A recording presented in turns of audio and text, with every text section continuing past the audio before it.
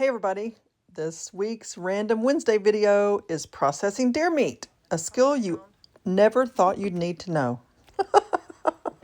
This is what I do in my spare time. My cutting gloves, I need something new. I might cut this other piece out. Yeah, and I'll sharpen my knife. And I canned a lot of venison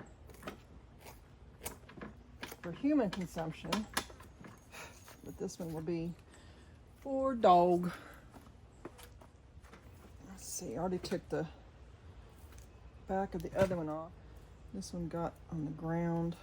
Dang it. I always do that. I can't keep it neat. Ugh. Jupe. He's found something over there to dig by my brother's place. And he thinks something lives there. I started to do this before I got this other piece off the vertebra. And it's just easier to do this. Just make sure you can see me. Okay.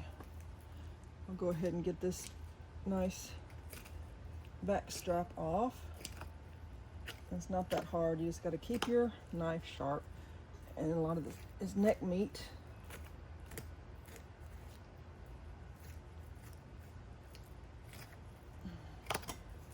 And that comes right off. See how nice that is?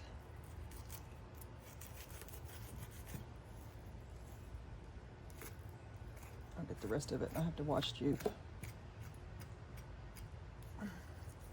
You got a nice, that's the back strap that most of the hunters, want to eat. But this is for the dog. It's got leaves all over it. Make sure you can see what I'm doing. I don't know when I'll post this or if I'll ever have the opportunity to post it, but as I post other videos, but I really don't know what I do in my spare time. A lot of people don't tell people, but my bowl. But I thought you might like to see what I do. And in the field, you can field dress any ungulate that's hunting, that you're hunting for, and there's the laws are called wanton waste. They can get you. A lot of hunters just leave it like this, which is really ridiculous, because really, if you spend the time, there's actually a lot of meat on this. And when I'm done, I will break this up some. I'll snip these ribs off, and I won't put it all out at one time, because the fox eats this. And he will enjoy some deer meat. I'm gonna check on Jupe. Okay, he's staying close. Okay, and sometimes I just kind of feel around and get the extra pieces.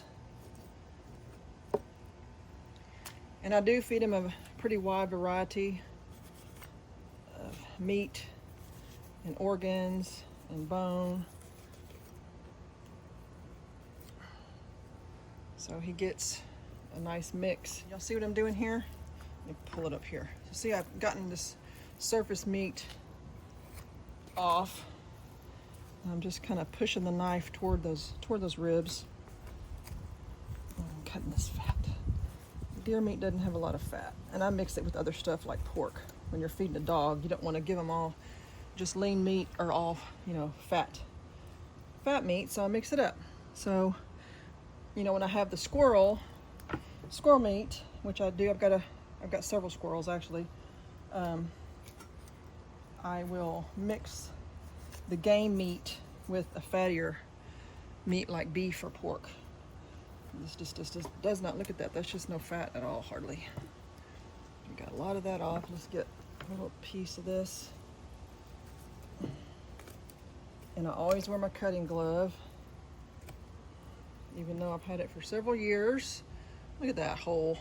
It does not do anything for piercing, so it just does stuff for cutting, but still, I have carefully nicked myself and thought, ooh, that would have been really bad if I hadn't had this glove on. So I need to get some more. Okay, so I've got that's about 3 pounds of meat so far off this. So then what I'll do is I'll tackle the ribs, and it's really simple. Let me see if I can get you in here. Okay, so I start at the vertebra. Okay, and you can feel where the rib is. Can't see because of my hand. And I'm pushing down on this rib a little bit, okay, with no angle, and pulling with the slice of the rib meat a little bit. So I'm just stripping this off. You can see it. And that's all there is to it. So you've got a strip of good rib meat. And a lot of people, I don't know why they would leave that. I don't know. What I do is I get the loppers, the plant loppers, and just lop these off. I don't want to dull my knife. So I'd rather use those hedge lopper things, get those off, and then I'll work this vertebra a little bit more. And I mean, I've got more deer in there, so I'll leave plenty for the fox. And then after the fox, we have raccoon, possum, and we have, what else comes out here? Armadillo comes out. So we have lots of little stuff. So let me see. You can see that. Let me get you back up.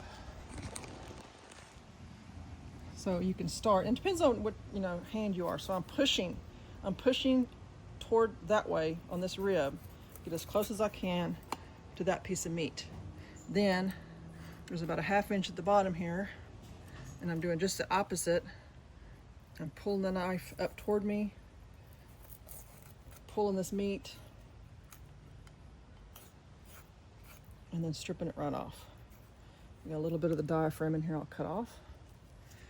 And that's really it. Don't ever leave your rib cage out in the field. Let's see if what I'm getting. You're just wasting it. It's a lot of meat. This is good. A lot of people use this just for hamburger. But it's good. Pretty good stuff.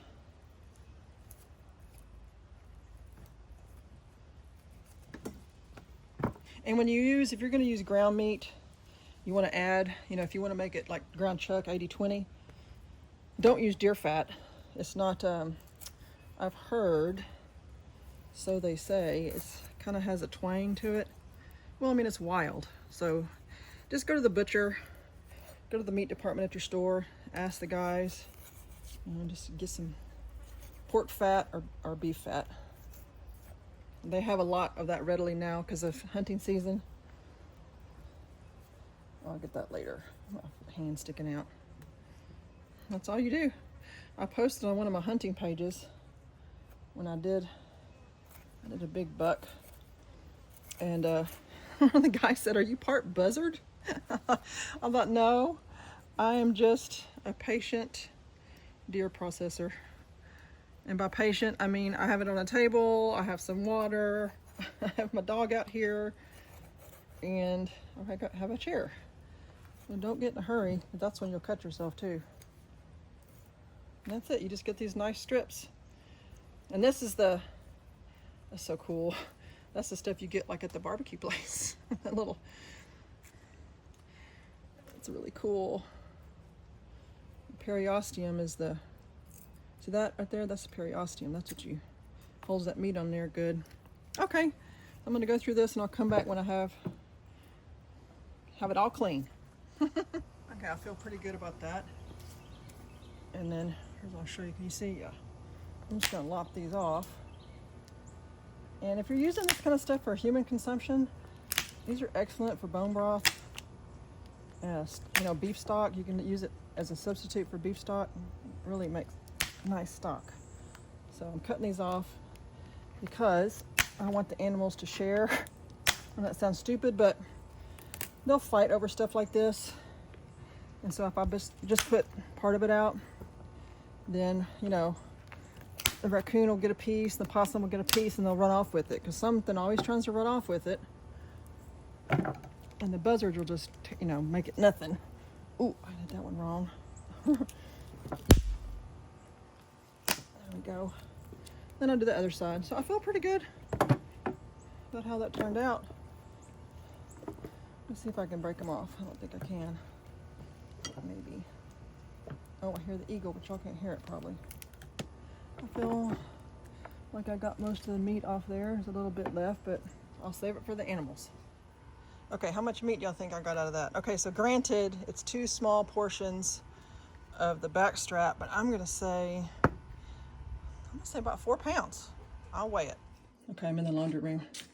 In here, let's see. Whoa, what? 7 pounds? I was off that much? Wow. Well, there you go, 7 pounds? I guess it does feel kind of heavy. Damn. Okay, so that's 7 pounds of meat from a small white tail. So that's 7 pounds of hamburger meat, y'all. Don't waste this stuff. Don't leave it in the field. Get it off those bones.